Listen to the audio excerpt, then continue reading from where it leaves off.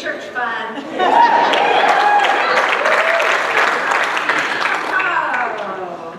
Oh, awesome. So back when I was a little girl, there was a TV show called To Tell the Truth. Some of you laughed, that means you remember it. I want to ask you to raise your hand because that will date you. But, so the gist of this show was that somebody with a really unusual occupation, like, I don't know, let's say they were a giraffe groomer or something, right? So there's somebody with a really unusual occupation or something about them, and then there's two other people who are imposters. And so these three people are on one side, and then you've got this panel of judges who ask questions of them, but the panel doesn't know which of the three people is the real giraffe groomer, okay? So the two imposters can lie, they can say anything they want. The panel will ask them questions, and they just make up answers because they don't really know what it means to be a giraffe groomer after all. And the giraffe groomer, you know, he has to tell the truth. And then at the end, they ask, the game show host asks the question, will the real giraffe groomer please stand up?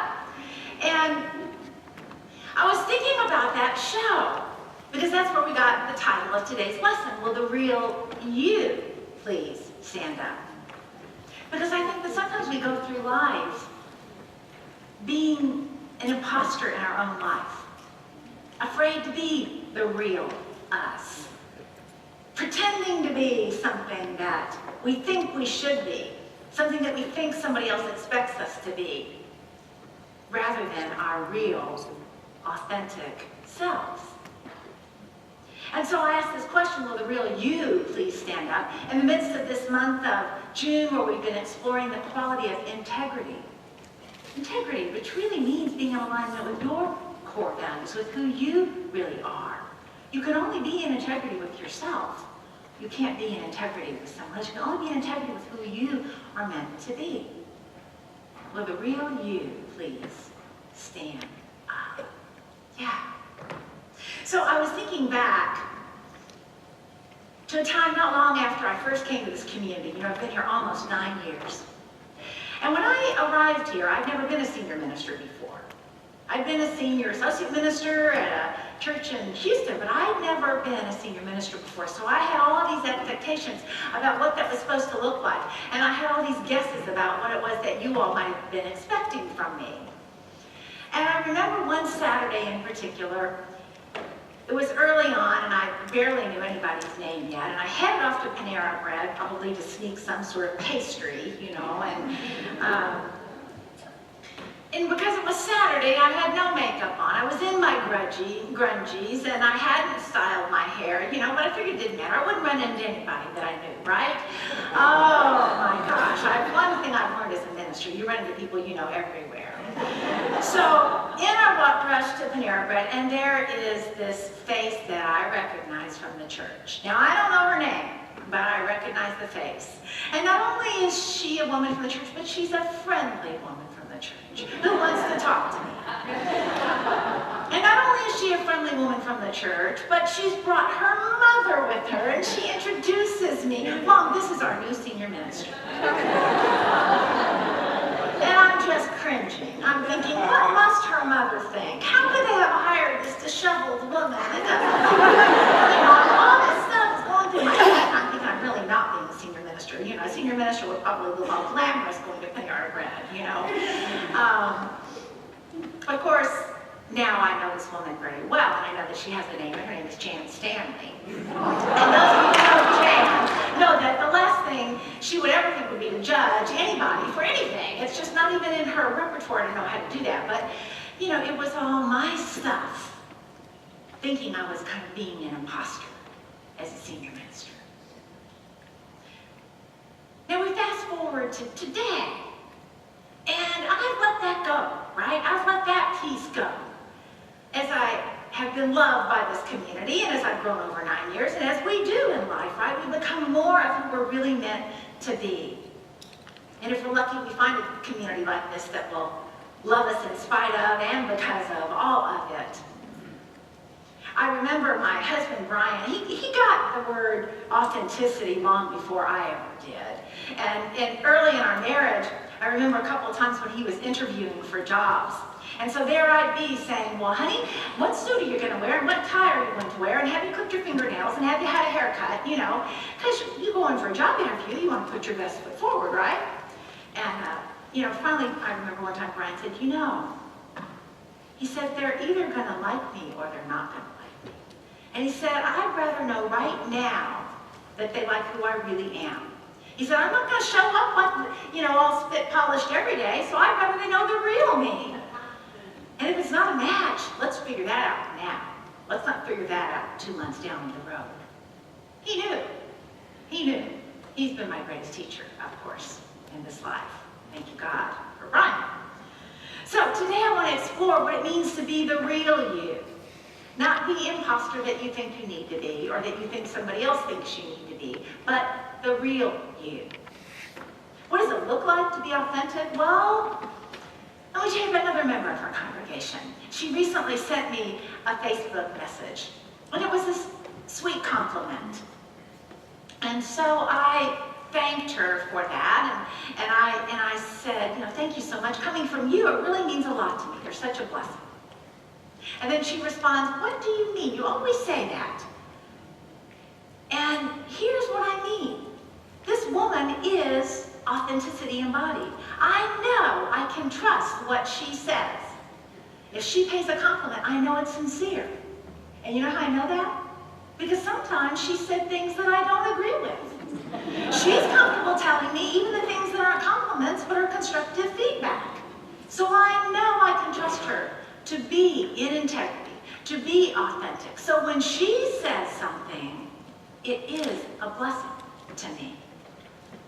And that's what it means to be authentic. So we're going to explore that today. And the first step to being the real you is to be vulnerable. Now, I don't know nobody really wants to be vulnerable, but to be vulnerable, to be willing to open up parts of yourself that we might not just see on the surface, to be willing to open up parts of yourself that are the real you.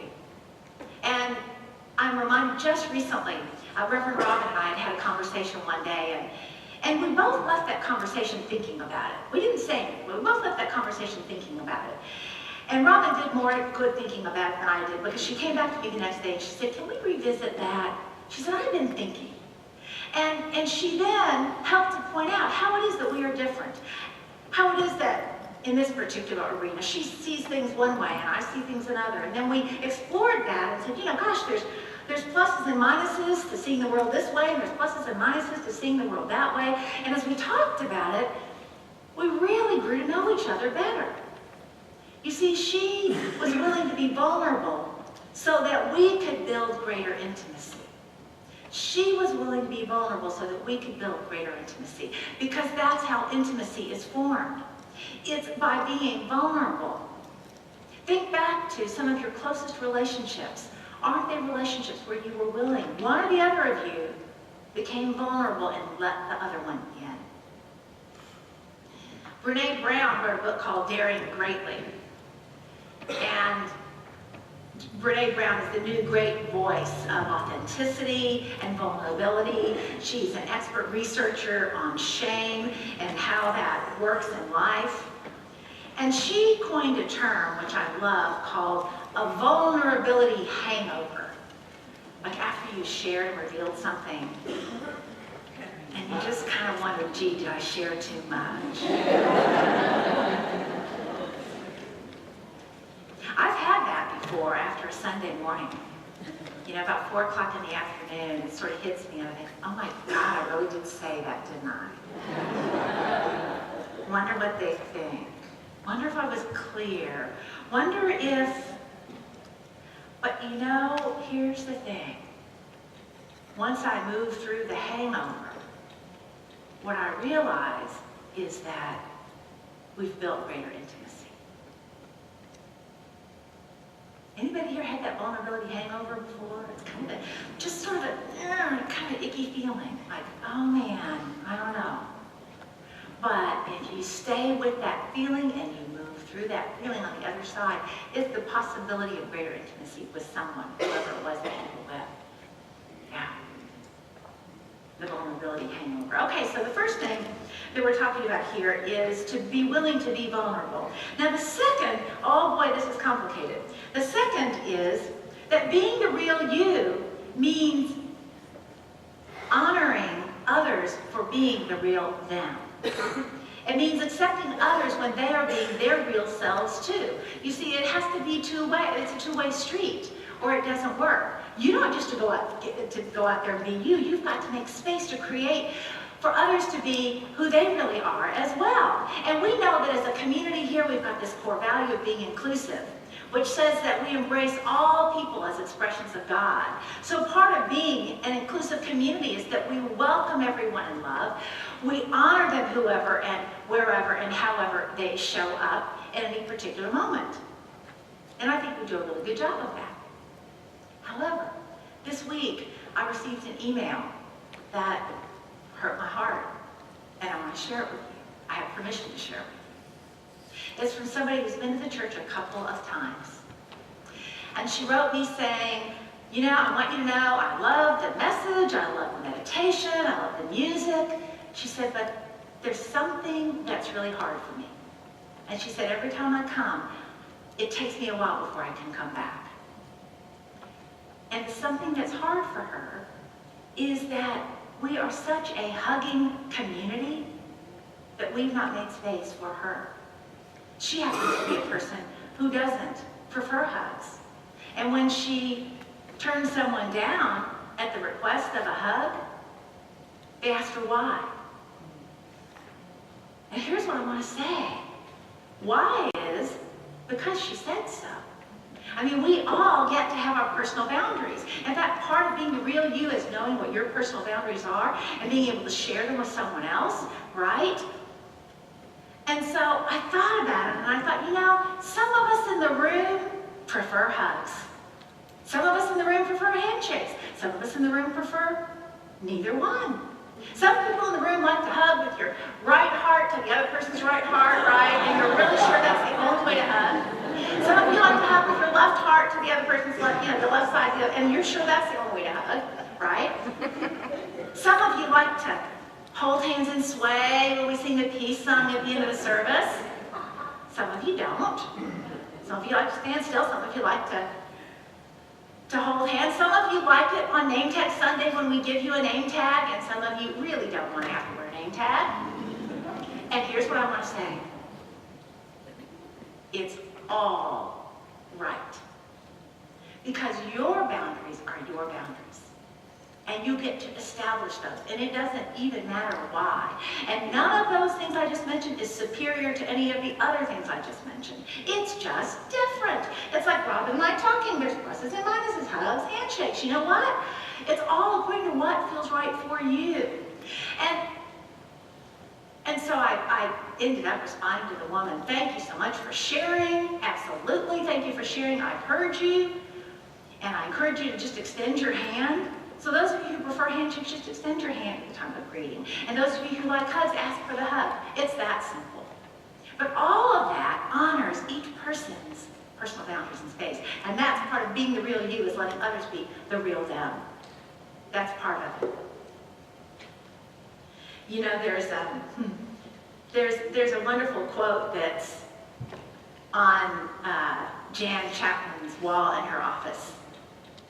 And it says, always be yourself. Those who matter won't mind. And those who mind don't matter. However, that's not really true. Because sometimes we really care about somebody. And they do seem to mind who we are.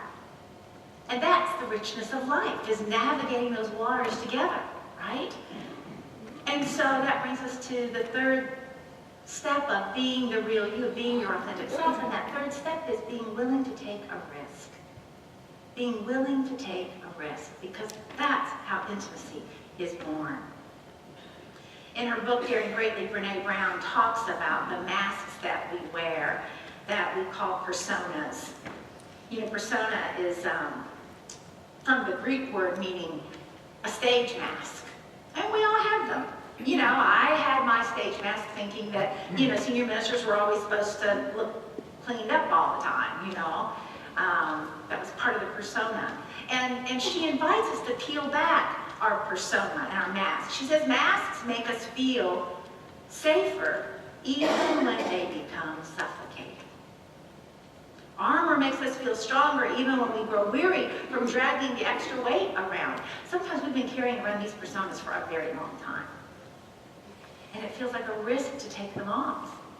Like a real risk to take them off. She says, you sometimes feel inside, I can't take off the mask. Not now. No one knows what I really look like. Not my partner, not my kids, not my friends. They've never met the real me. I'm not even sure who I am under here. It's a risk to be vulnerable, isn't it? It's a risk to be vulnerable. And she says there's a paradox about vulnerability. Vulnerability is the last thing I want you to see in me. In other words, I don't want you to see my weakness. Vulnerability is the last thing I want you to see in me, but it's the first thing I look for in you. It is the precursor of intimacy. Real intimacy is letting people in. And we look for that in others. Because if we can see that they're willing to be vulnerable, then we are safe in exposing our real, authentic self. So yeah, being real you means taking off your mask. It means being willing to risk. I was remembering a story in the book of Luke, chapter 7, where someone took a risk. Jesus had been invited to the home of a Pharisee, and you'll remember that in biblical days, the Pharisees were the keepers of the Jewish law. And they did a good job of it. They were rule followers, very strict. At least always on the outside. I mean, they were very strict rule followers. Though sometimes they only followed the letter of the law, not the spirit of the law. Anyway, Jesus was invited to dinner. And it's not quite clear how this particular woman got into the dinner. I am pretty sure she wouldn't have been invited. They called her a sinful woman. So you can be sure that the Pharisee would never have invited a, quote, sinful woman to his home, because that would not have looked good for the persona and the mask that he was trying to maintain. But she came anyway, and she noticed that Jesus was relaxed and laying there. And so she went up to him and began to anoint his feet. Back then, people walked everywhere, of course, and their feet got dusty and dirty, and it was an act of graciousness and honor to anoint and tend to someone's feet. And in his presence, she was so moved that she began to weep. I mean, think for a moment, if whatever you believe Jesus to look like or be like, imagine if you were in his presence. You might weep too. Especially if there was any part of you that felt like you were regarded by the world as sinful. And so there she was. We're told that she had an alabaster vial of perfume, and as she was behind him, she began to weep tears onto his feet.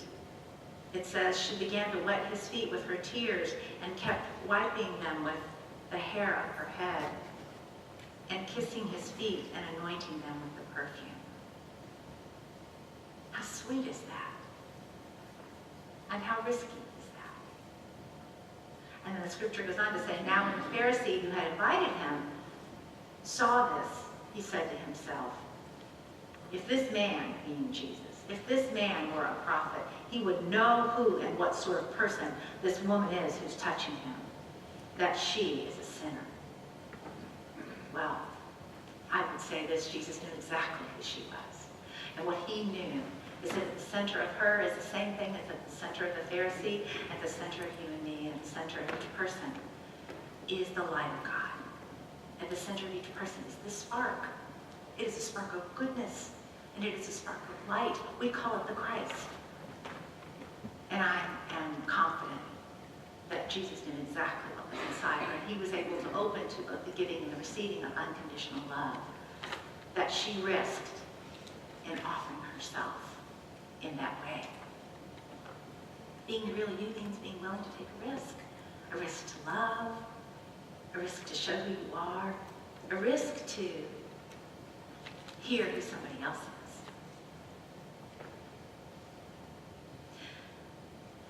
is. So, the real you. This is a very important week as we come upon the birth of our country. July 4th, most of us will have hot dogs and watermelon and maybe wave a few sparklers.